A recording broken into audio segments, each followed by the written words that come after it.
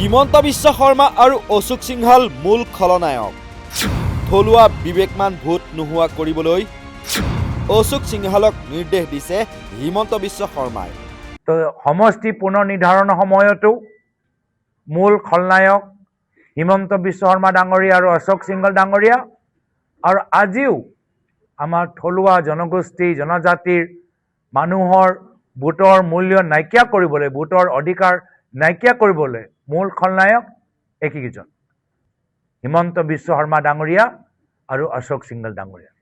কৰ্তন কৰিবলৈ বিচাৰে পুনৰবাৰ, আগতেও সমষ্টি পুনৰ নিৰ্ধাৰণ সময়ত এই দুয়োজনে মূল ভূমিকা, মূল খলনায়ক, আজিও এই দুজন মূল খলনায়ক। এইটো আমাৰ কথাবোৰ আমি যে তদন্ত বিচাৰোঁ এই সম্পৰ্কত।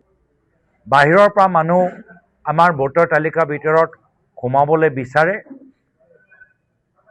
আৰু অসমৰ জনসাধাৰণৰ ভোটৰ মূল্য নাইকিয়া কৰিবলৈ এতিয়া ঠায়ে ঠায়ে বিজেপি বিৰোধী ভোট তেওঁলোকে ভোটাৰ তালিকাৰ পৰা কৰ্তন কৰিবলৈ বিচাৰে। আৰু আমি দেখা পাইছোঁ যে এই অসমৰ ৰাজনৈতিক পৰিৱেশত পূৰ্বত যিসকল বিজেপি দলৰ পৰা মূল খলনায়ক, সেই খলনায়ক আজিও একেই হৈ আছে। যোৱাবাৰ যেতিয়া অসমৰ ভিতৰত সমষ্টি পুনৰ নিৰ্ধাৰণ হ'ল, সমষ্টি পুনৰ নিৰ্ধাৰণ সেই সময়তো বহুতৰ অভিযোগ যে গোটেই সমষ্টি পুনৰ নিৰ্ধাৰণৰ দায়িত্ব হিমন্ত বিশ্ব শৰ্মা ডাঙৰীয়াই অশোক সিংহাল ডাঙৰীয়াৰ ওপৰত জাপি দিছিল। আৰু আজিও উজনি অসমৰ থলুৱা খিলঞ্জীয়া মানুহৰ বিবেক বোধ নাইকিয়া কৰিবলৈ হিমন্ত বিশ্ব শৰ্মা ডাঙৰীয়াই আকৌ অশোক সিংহাল ডাঙৰীয়াৰ ওপৰত সেই দায়িত্বটো জাপি দিছে। অমিত শ্বাহৰ বাবে সৰ্বানন্দ সোণোৱাল আজিও মুখ্যমন্ত্ৰী হোৱা নাই। মুখ্যমন্ত্ৰীৰ কথা দিনে দিনে পাতল হৈ গৈছে। জাতি মাটিৰ পিছত এইবাৰ ভোট বচাওক মামা মামীৰ পৰা। মুখ্যমন্ত্ৰীৰ কথা দিনে দিনে মানে পাতল আৰু দিনে দিনে তেওঁলোকৰ কথা কোনো গ্ৰহণযোগ্যতা নাই। তাৰ বিপৰীত মই ভাবিছোঁ তেওঁলোকে আমাৰ ৰাইজৰ মাজত যিদৰে কংগ্ৰেছ দল আগবাঢ়ি গৈছে এয়ালৈ শংকিত হৈছে। যিহেতু কংগ্ৰেছ দল ইতিমধ্যে ইমান আমি মুভমেণ্ট চলি আছে, আমাৰ যুৱ কংগ্ৰেছে মাটি বচাওক জাতি বচাওক যাত্ৰা চলাই আছে। মই তেওঁলোকক ক'লোঁ এতিয়া মাটি বচাওক জাতি বচাওক লগে এতিয়া বিজেপি দলে যি কথাবোৰ আমি গম পাইছোঁ, ভোট বচাও এই কথাটো যোগ কৰিব লাগে। মাটি বচাওক কাৰ পৰা? মামা মামীৰ পৰা। জাতি বচাওক কাৰ পৰা? মামাৰ মামীৰ পৰা।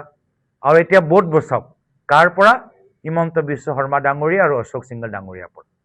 শিৱসাগৰত 20ৰো অধিক সংগঠন জ্যেষ্ঠ নাগৰিকৰ সৈতে মত বিনিময় কৰাৰ পিছতে সংবাদমেল সম্বোধন কৰি এনেদৰেই ভোট চুৰি আৰু মুখ্যমন্ত্ৰী হিমন্ত বিশ্ব শৰ্মাৰ বিৰুদ্ধে সৰব হৈ পৰে গৌৰৱ গগৈ।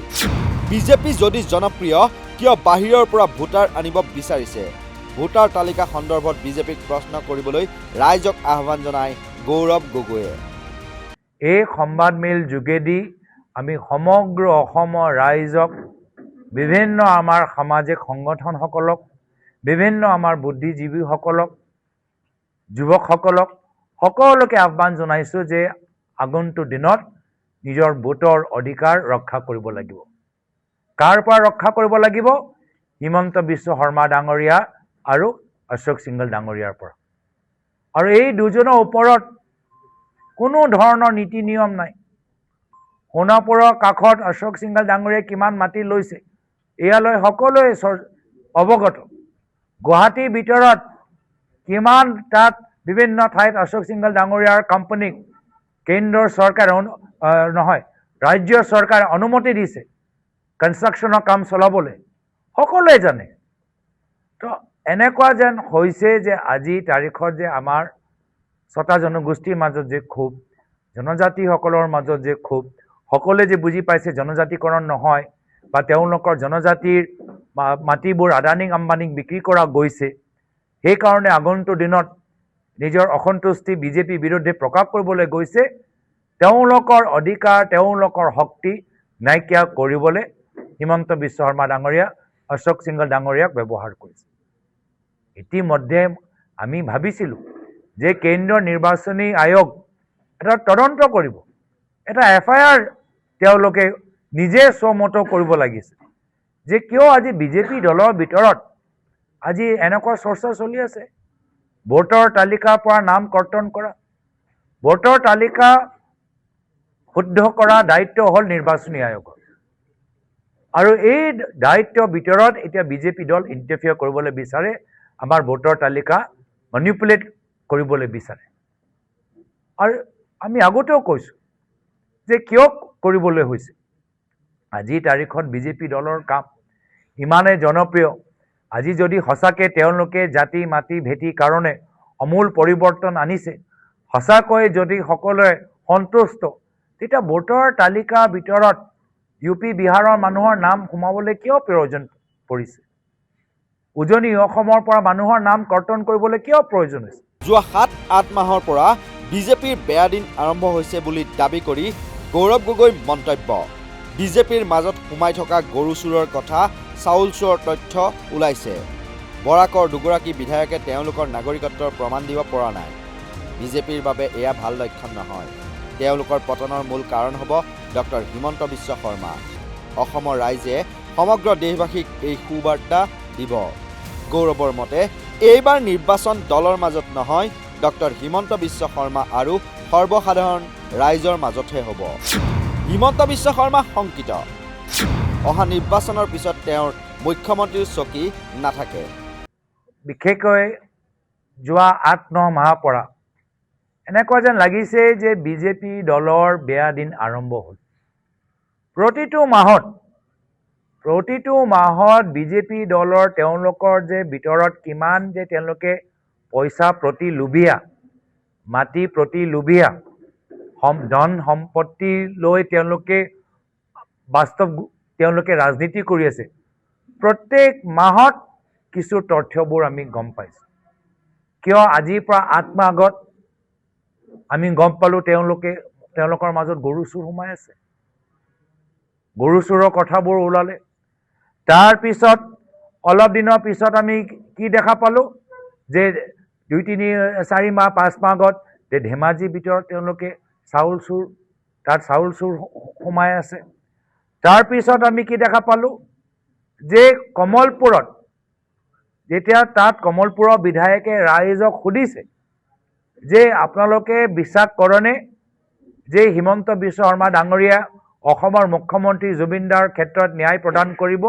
সেই অঞ্চলৰ মহিলাখিনি ক'লে নাই আমাৰ বিশ্বাস নাই তাৰ পিছত আকৌ অলপ দিন আগতে আমি কি বাতৰি শুনিলোঁ যে পলাশবাৰীত তাৰ বিধায়কে কেনেদৰে ৰেট বান্ধি দিছে 1 বিঘাৰ মাটিৰ ৰেট কিমান সেইখিনিও বান্ধি গ'ল বিভিন্ন সময়ত কাৰ্বি আংলঙৰ কথাবোৰ আমি গম পাই আছোঁ অলপ দিনৰ পিছত আমি কিছু মাহ আগত আৰু এটা কথা কি শুনিলোঁ যে তেওঁলোকৰ বৰাকৰ দুগৰাকী বিধায়ক আজি তেওঁলোকে নিজৰ প্ৰমাণ ভাৰতীয় নাগৰিক হিচাপে দিব পৰা নাই দুগৰাকী বিধায়ক যি দলে জাতি মাটি ভেটি নামত আহিলে 16 মে পিছত প্ৰত্যেকগৰাকী অবৈধ বাংলাদেশী নাগৰিকসকলক টালি টোপোলা বান্ধি ইয়াৰ পৰা খেদি দিব সেই দলৰ মাজত দুগৰাকী বিধায়ক আজি তেওঁলোকৰ নাগৰিকত্বৰ ওপৰত সন্দেহ আছে আৰু তাত ওলালে তো আপোনালোকে দেখিছে প্ৰত্যেক মাহৰ ভিতৰত এনে ধৰণৰ কথাবোৰ